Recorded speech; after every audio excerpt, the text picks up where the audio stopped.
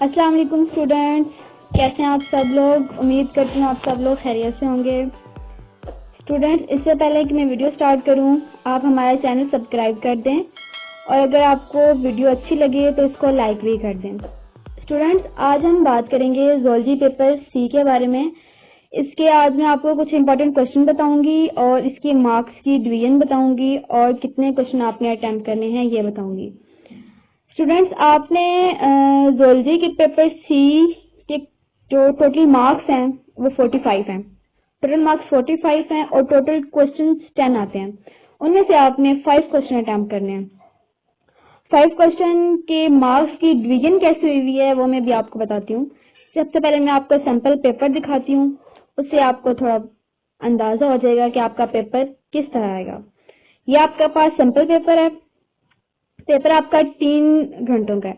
45 marks हैं और 3 घंटों का पेपर है आपके पास। उसमें से आपके पास आएंगे 10 क्वेश्चन। 10 क्वेश्चन, हर क्वेश्चन के ए और बी 2 पार्ट्स बने हुए होंगे और कुछ क्वेश्चन ऐसे होते हैं जिनके पार्ट्स नहीं होते, वो एक ही क्वेश्चन होता है, वो पूरा आपने अटेम्प्ट करना होता है, वो पूरा ही 9 मार्क्स का होता है। अच्छा, मार्क्स की डिवीजन कैसे हुई है कि 5 क्वेश्चन है और 5 क्वेश्चन में से हर एक जो क्वेश्चन है वो 9 मार्क्स का है। और 9 मार्क्स कैसे डिवाइड हुए हुए हैं कि एक क्वेश्चन है उसमें जो पार्ट ए है वो 5 मार्क्स का होगा और पार्ट बी 4 मार्क्स का होगा। और बाज़ औक़ात ऐसे होता है कि जो पार्ट ए है वो 6 मार्क्स का होता है और पार्ट बी 3 मार्क्स का होता है। और बाज़ औक़ात पार्ट ए ही 5 मार्क्स का और पार्ट जो बी है वो 4 मार्क्स का होता है। और सम टाइम ऐसा होता है एग्जामिनर एक ही क्वेश्चन देता है, वो एक ही क्वेश्चन 9 मार्क्स का होता है, वो डिटेल में आपने लिखना होता है, लॉन्ग क्वेश्चन होता है वो, जिसकी आपने पूरी डिटेल लिखनी होती है, एक्सप्लेनेशन उसकी, तो वो ही 9 मार्क्स का होता है। इस तरह के भी क्वेश्चन आ जाते हैं। स्टूडेंट्स, ये आपको मार्क्स डिवीजन मैंने बता दिया है। सैंपल पेपर भी आपने देख लिया है कि पेपर किस तरह से आता है। अभी आगे मैं आपको कुछ इंपॉर्टेंट क्वेश्चन बताती हूँ जो पिछले जितने भी साल गुजरे हैं, जितने उसमें जो क्वेश्चन बहुत दफा रिपीट हुए हैं और मोस्ट इम्पोर्टेंट क्वेश्चन है जो कि इस दफा भी उम्मीद है कि पेपर में इनमें से कुछ क्वेश्चन जरूर आएंगे। तो चलते हैं इम्पोर्टेंट क्वेश्चन की तरफ।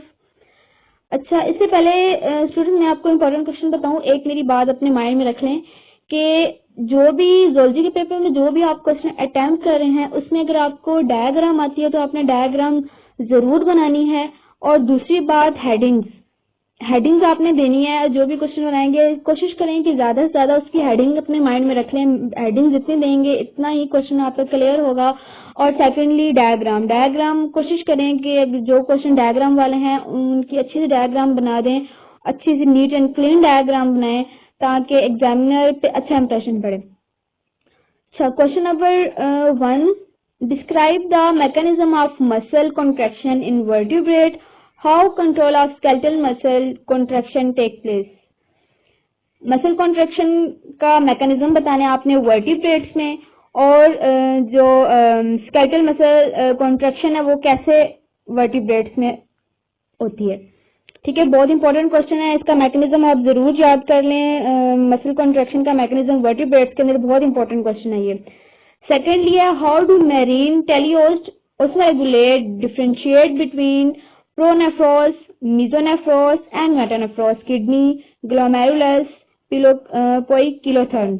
बहुत इंपॉर्टेंट क्वेश्चन है ये तकरीबन बहुत दफा पेपर में रिपीट हुआ है। अगर आप पास पेपर चेक करें तो आपको इसमें ये क्वेश्चन मिलेंगे कि काफी दफा ये रिपीट हो चुका है और बहुत इंपॉर्टेंट क्वेश्चन है। थर्ड क्वेश्चन है हमारे पास, give an account of 4 respiratory pigments found in animals and how carbon dioxide is transported in man. एक आपने क्या बताना है, 4 रेस्पिरेटरी पिगमेंट्स बताने हैं जो एलिमेंट्स में होते हैं, और इंसान के जो इंसान है उसके अंदर कार्बन डाइऑक्साइड कैसे ट्रांसपोर्ट होती है। बहुत ही इंपॉर्टेंट क्वेश्चन है और इसकी आपने हेडिंग्स अच्छे से बना लेनी है और इसकी साथ में अगर हो सके तो डायग्राम भी आप बना लें। नेक्स्ट हमारे पास जो क्वेश्चन आता है वो है, how hyperpolarization and depolarization is caused during nerve impulse, define electrical synapsis, chemical synapsis, neurotransmitters and differentiate between sympathetic and parasympathetic nervous system. Most important question है ये। एक ही क्वेश्चन अगर आपको एग्जामिनर दे 9 मार्क्स का पूरा क्वेश्चन आपको दे सकता है ठीक है, ये इसमें आपकी बहुत अच्छा सा अटेम्प्ट हो सकता है। इसमें आप सबसे पहले हाइपरपोलराइजेशन और डीपोलराइजेशन बताएंगे ड्यूरिंग नर्व इम्पल्स के दौरान कैसे काज होती है। इसके बाद आपने इसकी डेफिनेशन इसमें तीन उन्होंने आपसे पूछी हैं, define electrical synapsis, chemical synapses and neurotransmitter. इसके बाद आपने डिफरेंशिएट करना sympathetic and parasympathetic nervous system. अक्सर ऐसा होता है कि सिंपैथेटिक और पैरासिम्पैथेटिक नर्वस सिस्टम का अलग से एक पार्ट आ जाता है जो 4 मार्क्स का क्वेश्चन आपको दे देगा। अक्सर ऐसा होता है कि वो एक पार्ट में आपसे पूछ लेगा कि define electrical snap, chemical snap और न्यूरोट्रांसमीटर, या इसके इनकी डेफिनेशन लिखनी होगी, थोड़ी सी एक्सप्लेनेशन लिखनी होगी आपने। बहुत इंपॉर्टेंट क्वेश्चन है और जरूर करें। नेक्स्ट भी बहुत ही मोस्ट इंपॉर्टेंट क्वेश्चन है, define immunity, right a note on acquired immunity. बहुत इंपॉर्टेंट क्वेश्चन है। इम्यूनिटी की जितनी भी टाइप्स आपके पास है, आप सारी तैयार कर लें, उसमें से मोस्ट इंपॉर्टेंट क्वेश्चन बन के आ सकता है। इसके बाद है give a comprehensive account of macronutrients and micronutrients.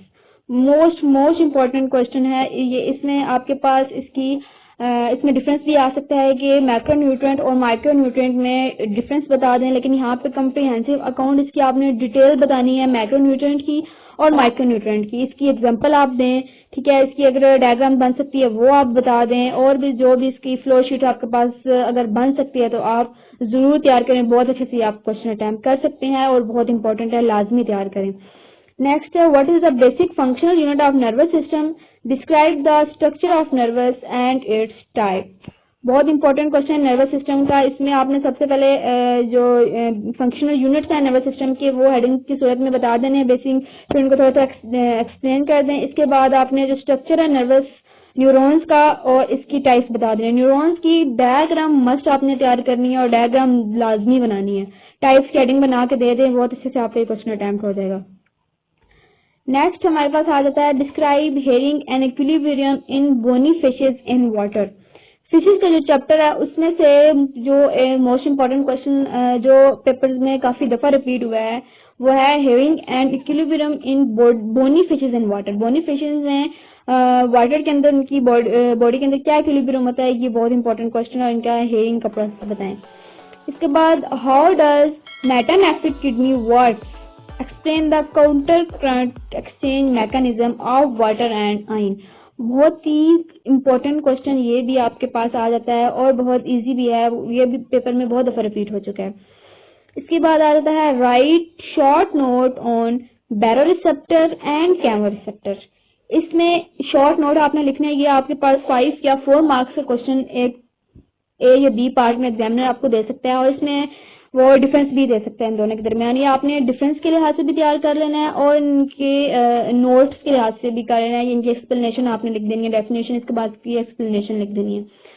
इसके बाद हमारे पास आ जाता है right a note on the hydrostatic in invertebrates. ये भी बहुत इंपॉर्टेंट क्वेश्चन है और पेपर में काफी दफा रिपीट हो चुका है।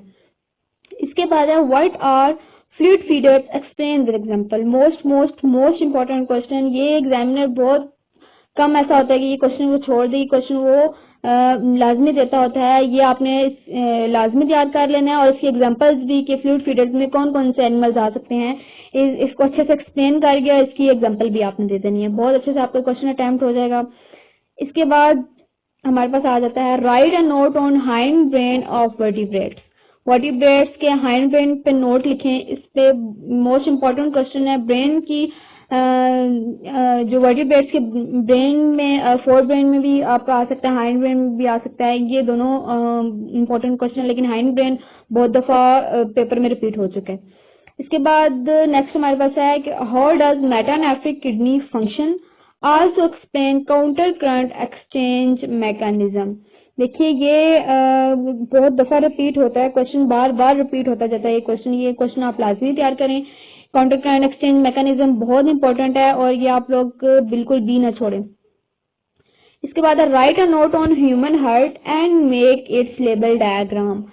अक्सर पेपर में ये क्वेश्चन काफी दफा रिपीट हुआ है और ये आप सबसे पहले आपने इसकी डायग्राम तैयार करनी है। इसकी डायग्राम की आप जितनी प्रैक्टिस कर सकते हैं आप इसकी प्रैक्टिस करें और बहुत अच्छे से इसको तैयार कर लें। इसकी डायग्राम और ह्यूमन हार्ट के ऊपर नोट, इसके जितने भी हमारे पास हार्ट के काइंड उसके जितने भी हमारे पास वॉल्स आ जाते हैं वो सारे आपने से तैयार करने हैं।